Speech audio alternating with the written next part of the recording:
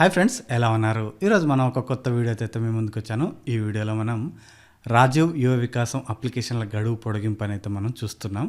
So ఇదైతే ఈ నెల 5వ తారీఖు వరకు అయితే ఎండ్ కావాల్సింది. సో వరుస సెలవులు అయితే రావడంతో ఈ డేట్ని అయితే ఈ నెల 14వ తారీఖు వరకు అయితే పొడిగింపు అయితే చేయడం అయితే జరిగిందనమాట.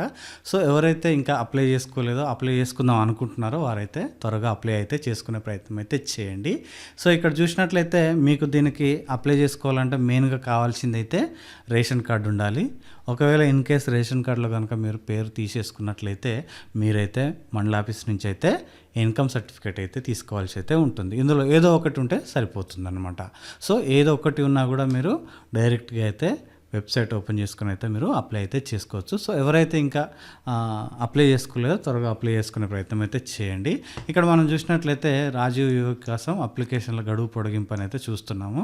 ఇది వచ్చేసి ఈ నెల 14వ తారీఖు వరకు అయితే పొడిగింపు అయితే చేయడం జరిగింది. ఈ పథకానికి గాను 10,000 కోట్ల రూపాయలు ఖర్చు చేస్తున్నామని అయితే చెప్తున్నారు. ఇక్కడ వీడియో కాన్ఫరెన్స్లో అయితే డిప్యూటీ సీఎం బట్టి విక్రమార్క అయితే తెలియచేయడం అయితే జరిగిందనమాట. ఇక్కడ ఇది చూసినట్లయితే రాజీవ్ యువ వికాసం స్వయం ఉపాధి పథకానికి అప్లికేషన్ స్వీకరణ అయితే గడువును ఈ నెల 14 వరకు అయితే పొడిగిస్తున్నట్లు డిప్యూటీ సీఎం బట్టి విక్రమార్క తెలిపారు. సో ఇది సోమవారం సాయంత్రం ప్రజాభవన్ నుంచి చీఫ్ సెక్రటరీలకు జిల్లా కలెక్టర్లతో వీడియో కాన్ఫరెన్స్లో అయితే మాట్లాడిన అటు మనకు తెలుస్తుంది. సో అప్పుడు దీనికి సంబంధించిన వివరాలు అయితే ఈ డేట్ ఎక్స్టెన్షన్కి సంబంధించింది అయితే చెప్పడం అయితే జరిగిందనమాట.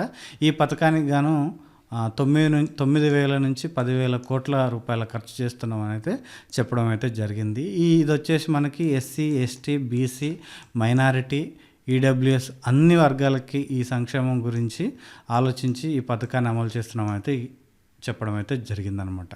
సో ఈ దరఖాస్తు మీరు ఆఫ్లైన్లో కూడా అప్లై చేసుకోవచ్చు అని చెప్తున్నారు. ఎంపీడీఓ ఆఫీస్ కానీ లేదంటే మున్సిపాలిటీలో కానీ మీరైతే దరఖాస్తు చేసుకునేలాగైతే చెప్పడం అయితే జరుగుతుంది. సో మీరైతే ఇన్కమ్ సర్టిఫికేట్ తీసుకోండి. రేషన్ కార్డు ఉంటే రేషన్ కార్డుతోనైతే మీరు ఆన్లైన్లో అయితే అప్లై అయితే చేసుకోవచ్చు అనమాట. సో ఇదైతే గుర్తుపెట్టుకోండి.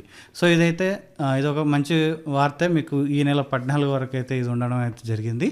సో ఇంకా ఎవరైతే అప్లై చేసుకోలేదో అప్లై చేసుకునే ప్రయత్నం అయితే చేయండి. సో ఫర్దర్గా ఇంకేమైనా అప్డేట్స్ ఉంటే దీనికి సంబంధించి నేనైతే తీసుకురావడం అయితే జరుగుతుంది.